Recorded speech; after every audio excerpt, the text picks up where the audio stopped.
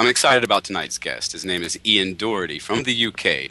He's a medium. He's an artist, which is one of the facets of his personality, which interests me as well. He uses his psychic ability, his mediumship, to create art.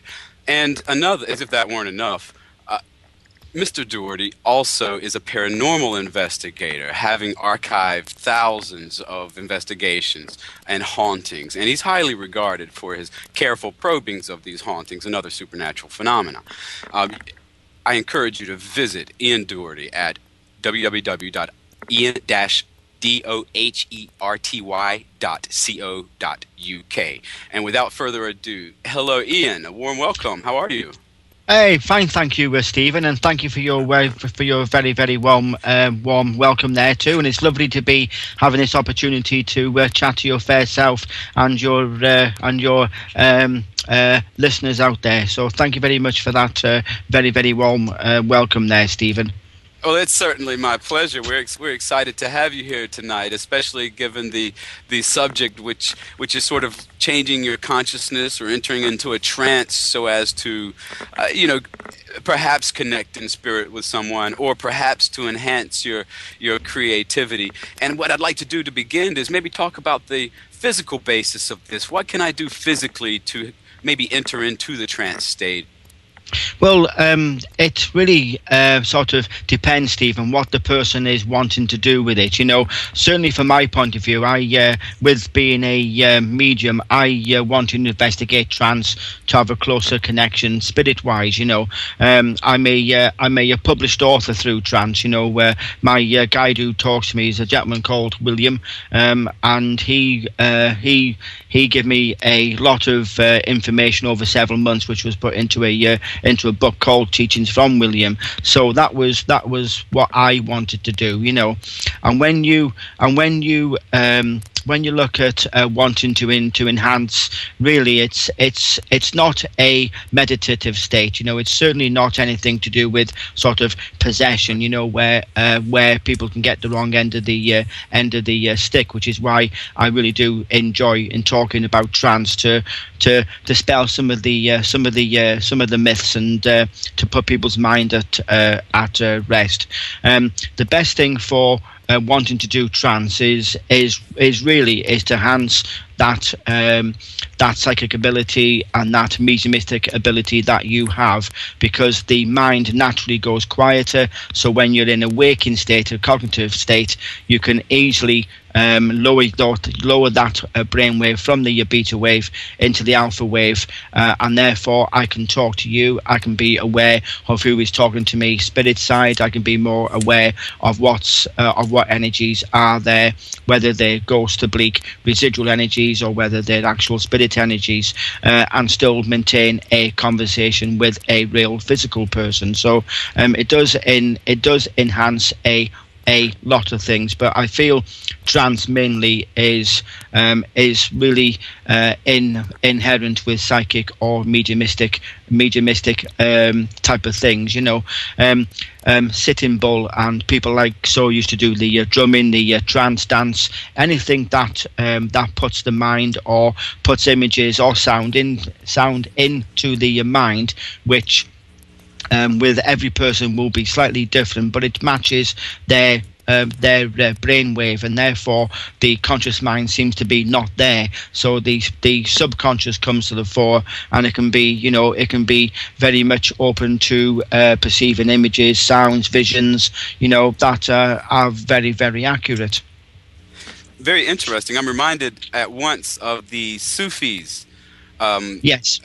You know, the whirling dervishes, and I had the pleasure of talking with a Sufi once, and he emphasized to me very strongly that this was not a dance, that he was not dancing, that the whirling itself facilitated the trance, you know, the communication with God, you know. So that's yes, definitely. And so it raises, you know, you hear a lot of talk about how, you know, raising the vibratory rate, lowering the vibratory rate. Would you say trance is, or, you know, meditating or allowing yourself to fall into a trance, would you say that's involved in lowering or raising the vibratory rate? Yeah, well, really, it isn't in my point anyway. It's not about raising your vibe. It's about slowing the mind down. Yeah, there is a difference there. Anything that is of a repetitive nature, going round in circles. When you were sort of driving the road at night time, and you see that white line in the middle of the road. If you stare at that, then you'll just go. You know what I mean? Because it's very much repetitive, and that's what the conscious mind fixes onto. Yeah, and therefore it seems to just be going off on its own, and we're more aware subconscious wise. Yeah, so really from that point of view, it's getting to slow the mind down. That is the important thing, you know, where we're looking at the alpha wave, which is around 8 to 15 cycles a second, and then into the theta, which again goes around 5 to 8. You know, from each brain wave that we drop down is almost halved in actual, to call it, electrical impulses. So the thing, you know, your whole mind just becomes so much quieter, and you become more aware of what is around you due to that sort of stillness. You know what I mean? It is an absolute beautiful state to be in, you know. But when you're looking at doing a meditation, Stephen, the conscious mind's there because you're listening to a voice telling you that you're walking down a road, you come into a copse of trees, you're by a stream. So the conscious mind is still there because you're listening. Or if there's a person there, or even if you're listening to music, the fact is your ears are still straining to hear that sound. So that brainwave is still kept within the very, the mid to low alpha at the deepest. You know what I mean? So the conscious mind's still there. Very interesting. One thing you impressed me with was when you said that entering into the trance state, changing your consciousness or adapting it to be able to do the higher spiritual type of work. You refer to this as an active process and not a passive thing at all. And I think a lot of people think of the trance as falling asleep, perhaps, or getting relaxed. But you're saying it's very active.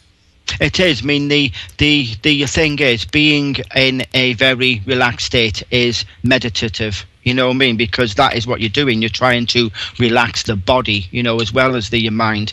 In a trance state, you're doing it to communicate with spirit, you know, whichever way that you see, you know. If you want to term it as being closer to God, closer to the angels, and therefore info can be given to you that is very, very valuable about what is going to be happening in your life. You know, you might have questions that again can be asked, and the more practice that you do, then you can go into a lighter state of trance, which is termed as overshadowing, which is where I am when I'm doing my artwork. Then you can actually write those feelings down without hearing the words. You can write, and you get a whole diatribe there of I didn't realize that was happening, and it comes to pass because you're not thinking about it with your conscious mind. Now, color is very important to you. You describe in your youth being, first being, or at least being aware of color to the point that you could see auras and things of that nature. So how does color affect your consciousness? How can it change your consciousness and perhaps even mine? Well, colour again. I do feel everybody is capable of feeling colours with the people. You know, you don't have to actually see them. You know, and when you look at going to sleep in a different coloured room, you know, a yellow room is very, very busy, where people say a blue room is cold. You know, a red just keeps us awake, you know, where a darker colour, like a dark brown, can give us that sort of sleep. So it does have its own frequency range. Every colour does, even though it's in the visible light spectrum. Each one is variable, different, you know. So we actually might feel more comfortable in a blue room, whereby it keeps most people awake, you know. So it does have some bearing on the mind, certainly. You know, if we see somebody coming towards us, dressed in bright yellow, we think, oh, wait a minute, and we think, I think I'll cross the road. You know what I mean? So Right. it's what we see with people. It's what we understand colour as, and it's a very subjective thing. But certainly, it can have influence on the mind, and therefore, give us that a different outlook, perhaps, Stephen. Absolutely. I even as many as 2,000 years ago, the ancient Greeks, they saw that flickering lights of different rates Yeah. would Yeah. affect someone's awareness state, their consciousness, perhaps even mesmerize them or something like that. Yeah. What do you think about using? Let's say that I want, maybe perhaps I've lost a loved one, or maybe I'm lonely and want to sort of connect in spirit to a kindred soul, I guess, or for whatever reason. What sort of props, or perhaps even music, or what do you think about using props to help induce that mesmeric state? Well, at first, doing a trance is something that's not done, straight away. It takes practice. I did trance roughly once a week for 5 years. To get to the stage where I was. So it depends what time, what sort of dedication you have. But certainly, if you want that time to connect with your loved one, your parents, your partner, then it is again about quieting the mind down and taking away that cognitive awareness which says, is it me, is it them, am I wanting them to say that, am I just imagining? Yeah, so take it to a deeper state, and I would recommend you can do it in one of two ways. Is totally have a darkened room. Yeah, not pitch black. Just have it dark enough. There's no music playing, and just relax yourself the best you can. And then it comes more in feelings, because again, as your brainwave slows down, then it does affect the auric field. It becomes more sort of pliable, because I look at the subconscious being a very, very slow frequency, and a very high amplitude would make the auric field more magnetic, almost like a pulling, a drawing in, very, very slow, and therefore it's more permeable, so you can hear and feel what is being said. You might get that scent, your father's cigars, or your grandmother's favorite perfume being easily taken on board, and the feelings that person made you feel when they were around you, comfortable and loved. Yeah. The other side of things there is a little bit on what you were saying. When you had that sort of flashing light, the same thing can be done with a candle.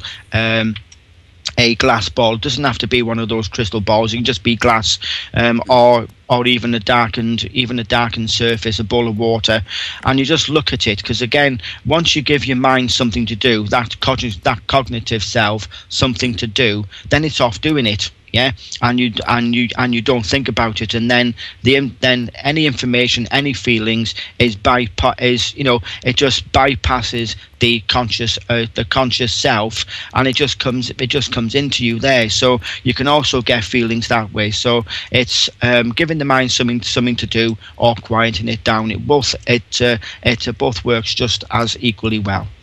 I've got to admit, I like that one. It's almost as if, and correct me if I'm wrong here, if I'm misunderstanding, but it's almost as if I'm tricking the mind or distracting it to sort of get it to sidestep, so that my loved one or whomever perhaps can send me a message. Yes, because the thing is, there's always that, or it must be me. Yeah, or that is what I think that they would say. Yeah, and you've heard of, I do feel, writing in an inspirational way, an automatic writing. When you're writing in an inspirational way, you might be writing very quick, but when you need to change lines to start a new sentence. So your conscious mind's there. When it's of a deeper subconscious level, yeah, then you just write and write and write, and it comes ever so much deeper. Yeah, you may have to sort of read it back afterwards and change and say, oh yeah, that sentence needs to start there, that paragraph is there, but it's so much more deeper. You know, there's so much more detail and things that are not what you were thinking about. They're not necessarily you. You know, you might be saying, oh mum, are you there? Do you still care? Do you still love me? And you might get all this, yes I do, I am there, but then it goes really, really deep, you know, and it might mention something again that has happened, and something that only mum would know, and then you talk to your family and they said, oh yeah, mum said that to me when, you know, just before she passed away. So you have no knowledge of that, and that would say that there's somebody there, i.e. your mother in this case, giving you that info, and we've got it because we've taken the conscious self out, you know, so it's straight out, pardon the pun, straight out of the horse's mouth. Right, absolutely. That's I can envision having to put forth quite a bit of effort, you know, maybe even fill 3 or 4 pages before, you know, we get to some legitimate stuff there. Yeah, sorry, Stephen. I was jumping in on you there. It does take practice. You know, it's not something that's going to be done in just a week or 10 days. Yeah, and this is where patience needs to be done. But you know, it's nothing to be rushed. You cannot rush trance at all. You know, it really does have to be taken on board. Even the trance dance, the drumming, anything that sort of puts the mind into a repetitive pattern, anything that does that will induce an altered state, and it varies on how deep you are wanting to go to the level of contact communication that you are actually wishing for, you know, and it does enhance everything. You know, it gives you a sense of well-being because it goes deeper than just a meditation. You know, you might find yourself coming back where your face feels warm, you feel thirsty, and there's a thing, I'm sure I've been told something, but I can't recall it, but it gives you a self of well-being. It's a very spiritual thing. Oh yes. Well, you embark on a lot of investigations of hauntings and things of that nature. When you enter into a domicile or a building or anything, do you go through a process of, you know, trying to alter your consciousness, you know, before, you know, connecting with whatever entity is inside that building? What do you do to connect with them? Well, firstly, it's a very, very good question, you know, and it's one where I've been doing the paranormal work for nearly 11 years now, and you're talking maybe 6 or 7 times a month, you know, over that sort of period. So it has literally become second nature, and when anything becomes second nature, it's automatically gone into the realms of the subconscious. And because I've had that trance training, then my brainwaves go down to the mid alpha wave without me even having to try. I just switch. You know, it's like flicking a switch. I'm in that mode. You know, as soon as I walk into a building, I can see what the building used to look like. I can get, you know, the stories associated with it, what the rooms would have been used for, because, you know, some of them are actually saying, yes, this is a kitchen. You're saying, sorry, but it isn't. I'm seeing this as a music room, you know, or a gents smoking room, and they people do the research, and more often than not, it is as the mediums say, you know. So it's just being. It's about not trying, to be honest, Stephen. You know, but the way that my guides put it over, it's the art of listening without hearing. So you just go on trust, really, but it becomes automatic, and you Right. just do it. You just sink into it. So my sort of guidance would be for somebody trying this for perhaps the first couple of times is not to try.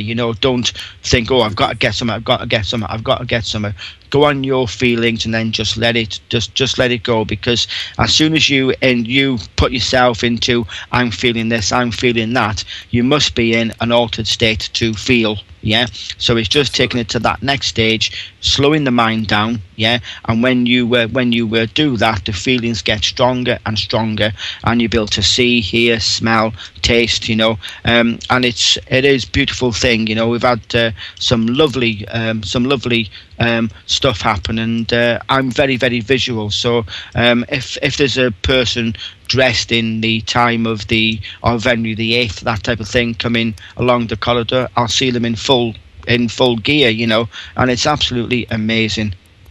Yes, it sounds really amazing. You know what's playing through my mind right now? I'm thinking of the forensic criminologists who Yes, actually yes. use the touch DNA. Like if I shook your hand or clapped you on the shoulder, Mm. I would actually leave DNA from myself Yeah, and take some. yeah, It's an exchange. And I'm thinking we have that touch phenomenon even in all the generations that lived in our houses before us. They yeah, left a little yeah. residue of themselves, a spiritual DNA behind, and maybe perhaps this is what you're picking up on when you automatically put yourself in this altered state. Yeah, it's similar to what is called what's called it now psychometry. Where you're doing the psychometrics, where you're Right. picking up energy that's put into an object. People normally go for rings or watches, but you can go just as easily. You can pick somebody's shoe and read about that person without them even being in that same room as you. Just by having that energy imprint of something that they've held or worn for a number of weeks or months, and you can tell everything. I have people who I teach doing jumper readings or t-shirt readings. Anything that person has worn, then you can get that sort of energy from it and tell them all about them. And it does frighten some people that that can happen. And it would be nice going into a place after a crime scene and be able to add a little bit of a picture to what you feel has gone on, and just augment it with what science is saying. I think that would be a good area for scientific investigation there, to see if people can actually do that, as close afterwards as possible. Right. Well, you've been surrounded by supernatural phenomena since you were a child, right? I mean, Yes, yes. Yeah, that it scared the living daylights out of me, honestly. it took you some time to get used to this sort of communication. Yes, yeah. I mean, when you're a child, you're innocent, it's out the mouth of babes. I didn't feel anything different. I just thought, they're people. I used to have a little lady sitting on the end of my bed who turned out to be my great grandmother, who passed before I was born, and I. And even though it was so long ago, knowing me, I could imagine myself taking it that she must be here because my mum's let her in through the door. You know what I mean? There's no other Oh way yeah. she could have got in. You don't visualize, oh, she's come through the wall. She must have come in through the door, because that's how I had to come in the house. Yeah. And then it wasn't until coming over towards 10, 11 years of age, where people said, no, that's a dead person. That's when I got really panicky. Yeah. And I thought Right. myself, but this person's dead. It's when that sort of realization is given to you. But now I just think back and think, wow, it's been beautiful. Been able to see people's loved ones, and even though it scares you at times, it's just beautiful to be able to link between the two worlds, so to speak there, Stephen. Well, I think that to enter the trance state, one is simulating death, perhaps. The physicians, they'll note that a lot of times respiration rate will Yeah, drop, and various physiological vital signs or whatever will, and we hear stories about the Indian fakirs who could actually yeah, essentially hibernate, you know, and so it just makes me think that the trance state is a simulation of death, that they're very related, energetically speaking, you know? Oh yeah, definitely. Like trance is very linked to what is known as physical mediumship, and the deep trance mediums who go into a physical, then it's within the realms of the of what is termed as the delta wave, which is about 1.5 to 3 cycles per second. Really is slow, and it's linked to babies while they're in the womb. That is the frequency that their sort of developing brain is. So that is why they can take on board if the mothers are always playing the same type of music. You know, it does filter through. So really, it is very, very, very, very deep. You know, and you're looking, death isn't much further on there. You know, obviously it goes to 0, doesn't it? But when you look at 1.5 cycles per second, it isn't far off. But it does allow us a closer union and a closer glimpse to the what could potentially be termed in a scientific way as an afterlife, you know, because the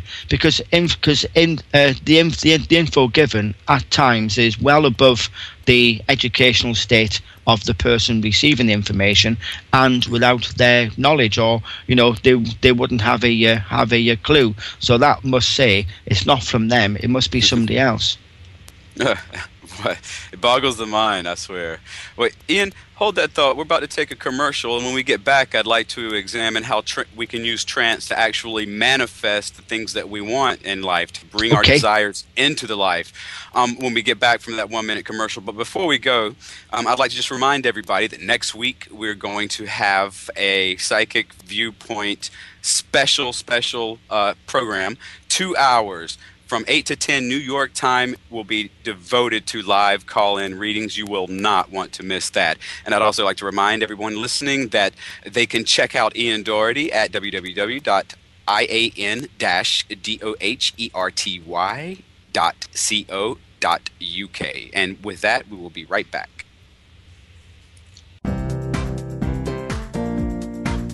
A new era in psychic services has begun. PsychicAccess.com. You can connect with our psychic advisors by telephone or chat 24 hours a day, 7 days a week. All of our psychic advisors are interviewed, fully verified, and accuracy tested, assuring you quality service. We're living in some very troubled times right now. More and more, the world's problems are affecting us on a personal level. You don't have to deal with this alone. Our highly accurate psychics, caring advisors, and talented mediums can help with situations you are currently experiencing and can let you know what the future may hold for you. All new customers get a free 6-minute reading. All you have to do is register. Why not visit us now and get a free reading at PsychicAccess.com. Welcome back. Tonight we have Ian Doherty, acclaimed psychic, medium, author, artist, and paranormal investigator. And we're talking tonight about the trance state and how to use it both to connect with spirit worlds and also to improve your life. Ian, thanks for joining us tonight, sir.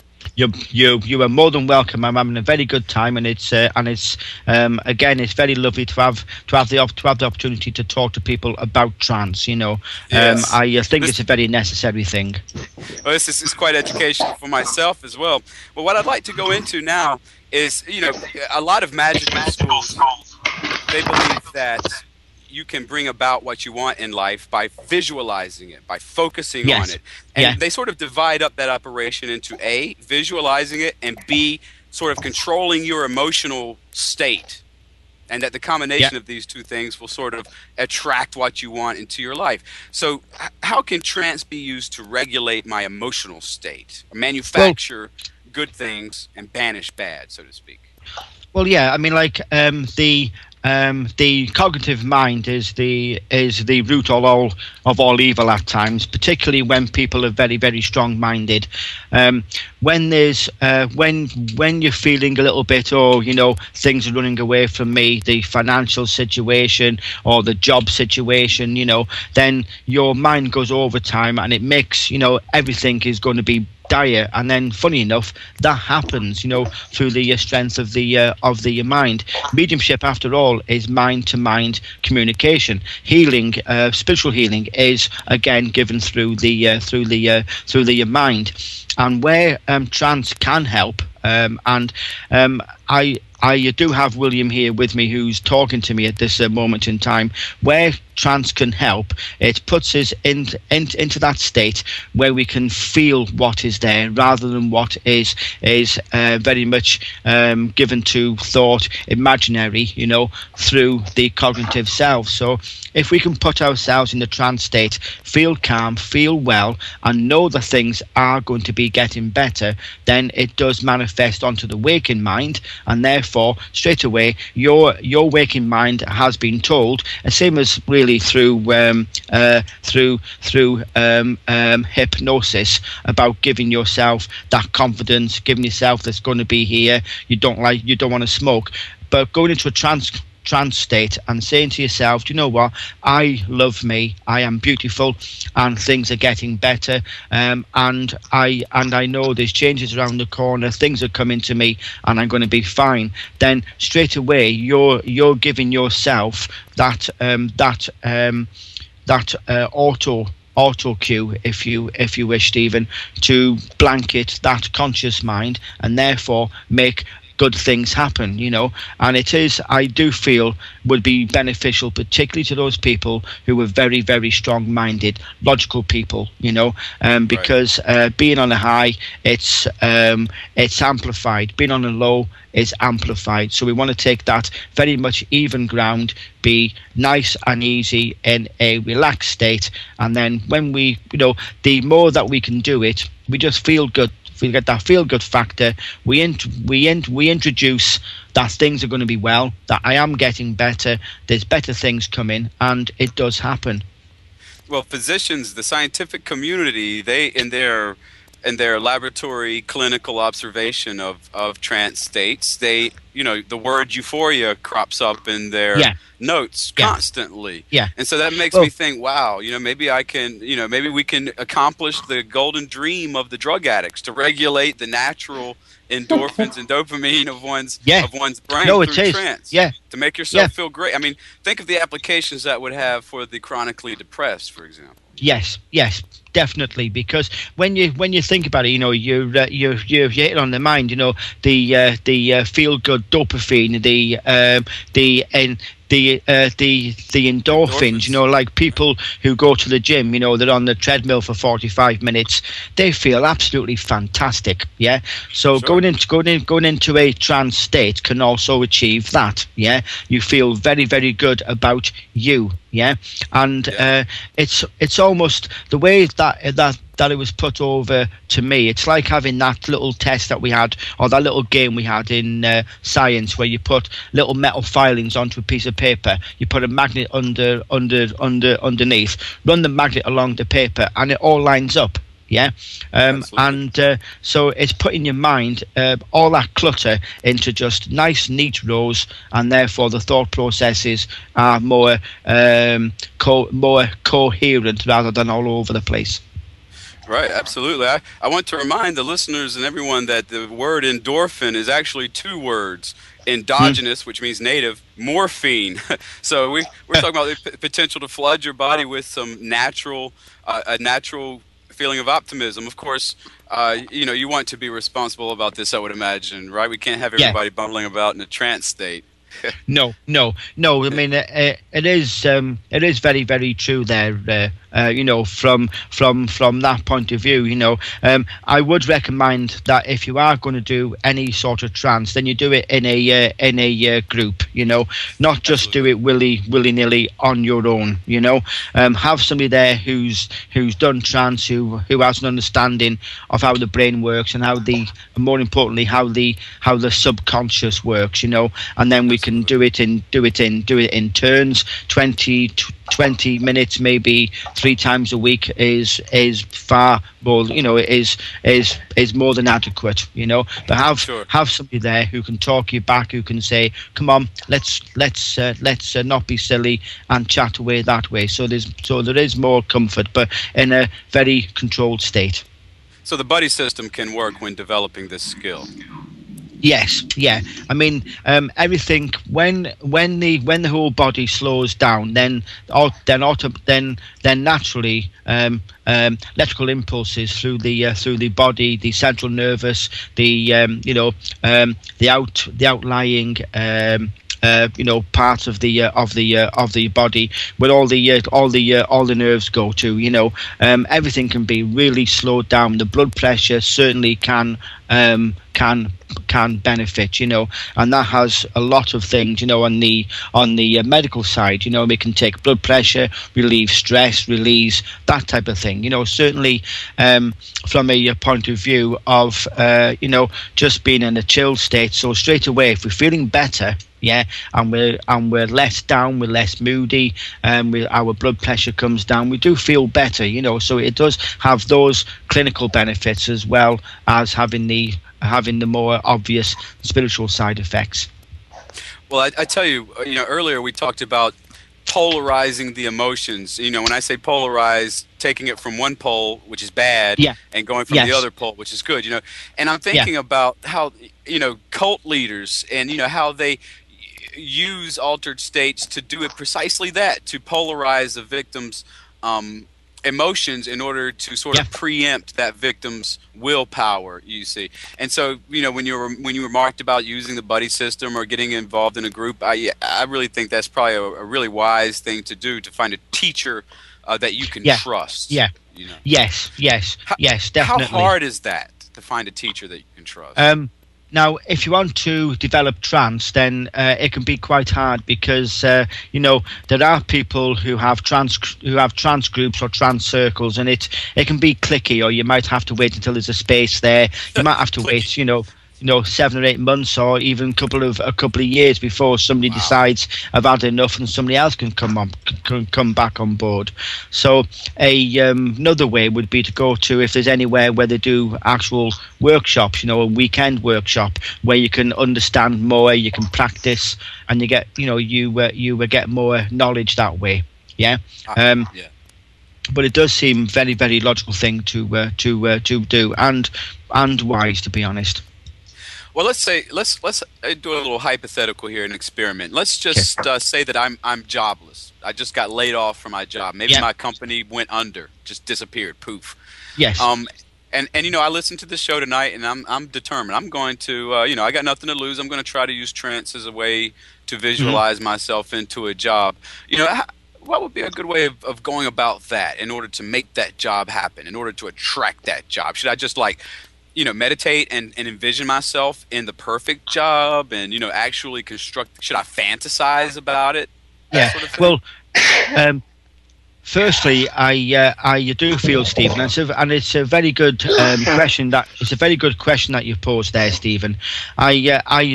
I personally feel, first of all, you have to remove the negativity, that really bad feelings that things are going to get worse and worse and worse. So straight away, focus on yourself. Do you know what I mean? Get yourself calmed down. Go into a light to into a light to an overshadowing type trance state, and just try to feel yourself, feeling well, feeling nice, feeling loved. All right. And to take away crisis, take away that panic, from that conscious self, because it will always raise doubt, and we're back to square one. So start telling yourself it's going to be fine, it's going to be fine, it's going to be fine. And then once you get there, then you can think, you know what, I would like to know what is happening. I want to know what is going on. There is a job coming, not is there, when is it? It's here. And start asking questions like that. And when you're not in too deep a state, then you can either take a little dictaphone, you can turn it on and you can speak, or you can have a pen, a pen and paper, and when is this job coming? And you might find yourself writing 12th of August, and you're thinking, oh, so I know straight away 12th of August is going to be something there. Yeah, so then you can start looking forward to that time. You think, right, there is something there. Then you can say, right, I've got something. So it takes the pressure off. Yeah, and we can keep on doing it. And then we can, once we think, yes, it is definitely here, we get the sense of more information coming through, and then we can think, right, okay, then I can see myself into it. Yeah, rather than sort of think, okay, I'm going to see myself suddenly as a chairman of the board. I'm going to be a pilot. It's got to be feasible, you know. So you're thinking, right, okay, there is something coming. It may be 2 months or 6 weeks away, but it's coming. Yeah, so I can still feel better about myself. I can get myself in order. I know I don't have to panic. I'm not going to have to lose anything. Yeah, and then it takes the pressure off. And then once we're into that more relaxed state where we can more easily get past the conscious mind, that's when the more info is given to us. There is also one of the benefits also, please, and another reason why, you know, trance there, when we're fast asleep, we can reach down into the into the delta wave. We can reach down into the theta wave, and again we get given info based on the fact that the conscious mind is further and further asleep. Yeah, right. So it does have an impact of being external into the internal within dreams, and then it comes out of the dreams and we make it realistic. We actually get it to happen. So it's all intertwined in that way. So there we go. We confront the concept again of sidestepping the conscious mind, Yes. that part of the mind that says, no, you're too stupid, you're too dumb, you're too ugly, Yes. you're too this, Yeah. you're too that, not Yeah. enough. Sidestepping that critical part of ourselves. And you know what? Hearing you describe that, it really sounds as if what I'm doing, the trance is empowering me to borrow from my future self-confidence when I have that job, borrowing it today. You know, Yes, to benefit from it today. Yes, Stephen, that's a really lovely way that you put that over there. You know, it is very, very nice. It might seem a very simplistic way, but it's not complicated. So therefore, it must naturally be simple. Yeah. Okay. Right. And it is keep it simple, stupid. Yeah. So, absolutely.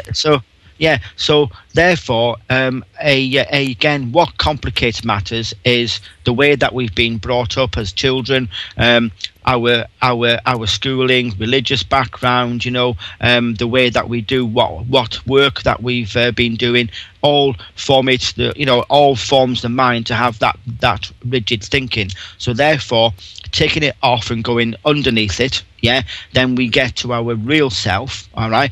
But the thing is, we are then, if you wish, in tune to that sort of universal energy where psychics are, you know.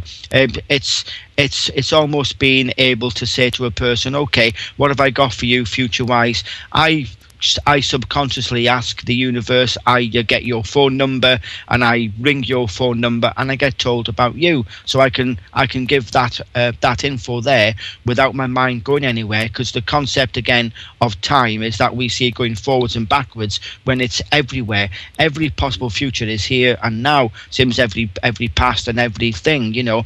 And being in the trance states really does give you that easiness to tap in to that energy that a psychic, a medium does naturally.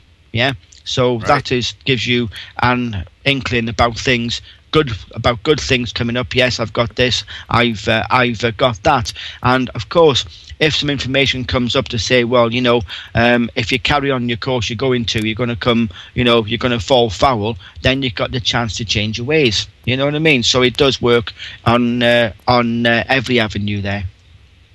Oh, wow. That is really, really encouraging. The important point to take away is that there's a tangible benefit that the trance gives you, that you carry away from the trance session, that actually helps you to be more effective in getting what you want. Well, yes. I mean, and getting what you want. You know, it's people, certainly mediums and psychics, we tend not to ask for ourselves, because we're supposed to be trying to be spiritual, but again, within a physical world, so we do need physical things to better help us, and better help, therefore we can help others, isn't it? So but when you're looking at all the things, it's what we really want, suddenly sort of going into a meditation thinking, right, I would like to win $500 million so I can just go and buy an island and just live, whatever I want to do. We have to be feasible, and it's not about thinking small, it's about thinking big, but things that are practical, that can be of benefit to us, then that's the things that do happen, things that are benefit for us and beneficial to others around us, and that's the key. It's both the actual intent, but the benefit it will bring to yourself and more people around you, then that's when things happen. Very good point there. Not to expect nonsense from this practice just because it's metaphysical. One should not expect nonsense, because that's disrespecting the process, and in fact, that's exactly what you'll get from it is nonsense. No? Yes. Well, it is. If you suddenly want to win millions and millions and millions, and you don't care about the common person because I'm fine, then the chances are it'll be no, Whereas if you're saying, oh, do you know what, it would nice to win such and such, then I can help people, I can give people a bit of this, a bit of people that, or I can give to animal charities, or I can set up something that will be beneficial for a lot of people, then the chances are that is more likely to actually happen. Ah, yes. So you increase your chances the more you can conform your goal to the larger social good. Yeah, because at the end of the day, if you're looking at working with a universal energy, we're all interconnected, one with the other. We're all linked into that one big universal brain. It's how psychics are able to tune in and tell you about you, and tell you a little bit about what is probably going to happen future wise, and it comes to pass in that way. So therefore, if it's of benefit for more people, then the chances are that is in the natural spiritual laws, so the chances are that will work of more benefit, certainly. Oh wow, this is we've really gone over a lot of information to digest here. Do you have any parting thoughts or any tips as we move into the end of the show? No, really is don't be hard on yourself. The hardest lesson to learn is patience. It is all in good time. And the main thing is do it properly, please. Try and find a group, or even what you call it, society that does this type of thing. Do it with like-minded people for the right intent. And enjoy the journey of self discovery, because I think it is beautiful. The more we can enhance ourselves and our own being in largely a spiritual way, then we're helping our fellow man, so to speak, Stephen, because we're helping ourselves to be better in order to be of service or help others. So therefore, it just makes it's just lovely. It's a lovely feeling, all nice and warm inside. Approaching the trance to get what we want out of it forces us to ponder ourselves and think about ourselves and what we really want out of life, no? Yes, it does, because it brings that sort of closer to, if you wish, closer to God, closer to what is really is of import, and doing a trance can enhance our own sensitivity. So at one time where we perhaps wouldn't cry at watching a film, suddenly we find ourselves in floods of tears because we're allowing ourselves to feel, So it does have those benefits too, and that really just increases the want to help, or the desire to be of help, you know. So it has loads and loads of benefits, as well as practical issues, you know, such as lowering the blood pressure, the stress levels. So it is beneficial all the way round, but it's the right intent. Absolutely. Well, Ian, I really appreciate you joining us tonight. Unfortunately, we've come to the end of our show here. But I really am glad that you came out here tonight to share your wisdom and experience with us. Thank you. You're welcome, Stephen, and thank you for giving me the opportunity to speak to that lovely audience and to your fair self as well. So thank you, Stephen. All right. Well, we really appreciate it. You have a great one, Ian, okay? Okay, mate. Thank you, Stephen. Night-night, mate. Night-night, mate. Hello, my name is Res Miranda. If you're having relationship, career, or life issues, I'm inviting you to experience what it's like to have access to professional, highly accurate psychics and spiritual advisors you can trust to care and help you. Register now to get your free 6-minute reading by telephone or chat. Get answers, get access, psychic access, 24 hours a day, 7 days a week. PsychicAccess.com.